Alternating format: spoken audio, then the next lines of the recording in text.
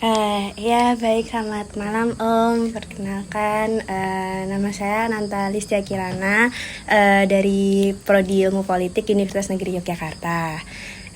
Sebelumnya, saat ini saya sama dengan Om, namanya siapa? Terima kasih, saya Om Palmadi. Ya tinggal di sini di rumah tapi dikaryakan jadi warung. Oh iya, untuk nama Gimana? warungnya apa Om? Nama warungnya Pandan Wangi. Pandan Wangi. Iya. Baik, untuk yang pertama saya memiliki pertanyaan terkait dengan keluh kesah selama buka warung di sini dari awal sampai saat ini tuh apa ya?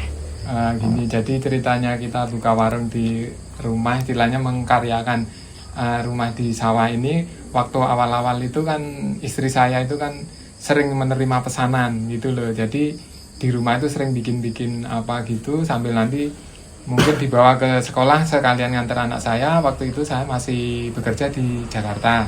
Nah kemudian seiring sejalan kita kok punya tempat yang kurang produktif untuk pertanian, jadi kita jadikan rumah, ya pokoknya jadi dulu, nanti nggak taunya ke depan itu bagaimana. Terus akhirnya kita jadikan warung dulu istilahnya sebagai tempat untuk biar orang-orang itu tahu, oh tempatnya Bu Lucy di sana gitu loh, dibikin warung gitu loh. Nah itu kurang lebihnya kayak gitu sampai sekarang ini gitu. Oh, baik. Mungkin untuk pertanyaan selanjutnya akan dilanjutkan oleh rekan saya. Iya monggo Mas. Oke, perkenalkan juga Bapak, nama saya Rizky dari Iya. Prodi Ilmu Politik juga. Iya. Saya ingin bertanya soal kira-kira usaha ini mulai dari kapan gitu Pak? Oh iya, usaha ini sebenarnya udah lama merintis, cuman di rumah ini setelah COVID ya, setelah COVID-19 kemarin sekitar 2023. Jadi ini baru mau berjalan 3 tahun ini. Nah waktu itu kebetulan saya memang mengajukan resign pekerjaan di Jakarta. Memang sudah saya rencanakan, rencana itu tahun 2020 kemarin, kebetulan pas barengan sama COVID-19 ya. Motivasi saya berhenti itu sebenarnya memang niat saya karena selagi saya juga masih mampu untuk di rumah itu untuk berkarya, biar nanti kedepannya kita tidak kaget untuk masa pensiun itu gitu. Lanjut dari saya Rasid Damaraditya, Okay. dari Prodi Ilmu Politik UNY juga, semester 2. Di sini saya akan bertanya ya, bagaimana perkembangan warungnya dari awal tuh yang saya mungkin kalau tidak salah tangkap awalnya cuma pesanan PO yang sampai Iya, sekarang betul. bisa jadi warung. Iya. Itu perkembangannya dari awal sampai sekarang tuh bagaimana ya? Nah ya gini Mas, dari awal itu ke waktu itu kan kita hanya menerima pesanan PO, terus memang sebenarnya yang jadi pokok itu malah itu justru. Jadi kita punya pesanan misalnya prasmanan di tempat siapa, mungkin pas lagi ada acara arisan atau kontra atau pertemuan apa itu kita menyiapkan terus kita sajikan di sana.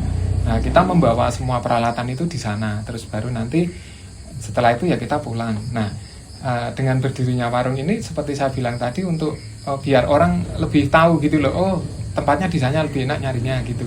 Nah di sini pun di warung ini sebenarnya kita juga lebih condong dominan ke yang pesanan tadi PO gitu loh. Jadi misalnya kita buka warung soto ayam kampung ya sama ayam panggang, itu nanti menu di situ untuk pesanan itu nggak sebatas yang ada di warung, cuman yang di warung itu yang selalu ready ya soto ayam kampung, ayam panggang, mungkin nasi goreng sama mie biasa itu sama minuman.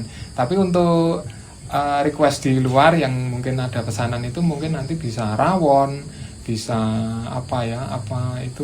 nama bakmoy atau tergantung dari Pesanan klien. konsumennya, iya mintanya apa gitu baru kita bikinkan. Di samping itu juga ada nasi kotak atau apa. Jadi nanti kalau kita ngorder di luar, ya kita jualan di luar, barang-barang kita bawa semua. Nah setelah itu kita selesai pulang, ya mungkin waktunya mungkin masih agak siang, mungkin jam 4 atau jam 3 kalau badan nggak nyampe, ya kita buka warungnya di sini gitu loh. Sampai nanti mungkin jam berapa ya. Istilahnya karena kita yang mengerjakan cuman berdua sama istri, ya mungkin dibantu sama anak-anak kadang kalau lagi longgar nggak sekolah gitu. Jadi masih sebatas keluarga. Belum memang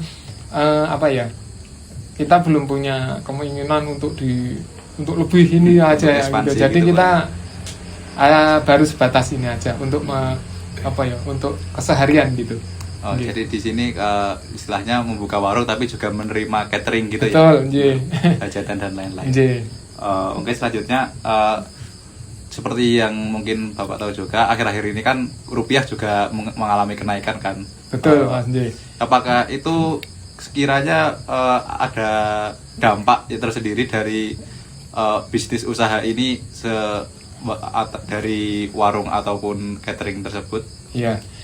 Untuk kondisi ekonomi memang ya Mas ya, berpengaruh sekali ya untuk kehidupan sehari-hari itu ya, khususnya ya untuk retail maupun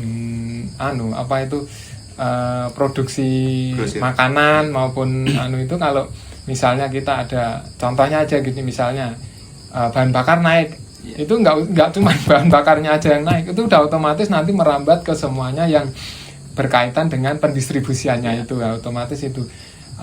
Mungkin keluhan kita ya ini aja, kok sekarang nggak kayak dulu gitu loh. Sebenarnya sebenarnya di lingkungan kita, di negeri kita itu sebenarnya apa ada, cuman karena terpaut dengan nilai rupiah itu tadi, jadi semuanya nanti misalnya harga-harga tahu nanti melonjak, bahan itu tahu-tahu melonjak itu, tapi kita ya tetap berusaha mungkin tidak mengurangi porsi yang kita sajikan. Itu udah memang udah resiko ya, karena kan kita untuk menjaga itu ya, namanya orang berjualan itu mungkin ya naik turun Mas, kadang-kadang ya itu udah karena diniatin, tergantung dari mental si juga pelaku Jualnya. usaha gitu ya. Kalau memang dia niat dan tekun, seperti ya kita lihat rekan-rekan kita yang lain itu ya, kalau memang niat dan tekun ya tinggal bagaimana kita mencari solusi maupun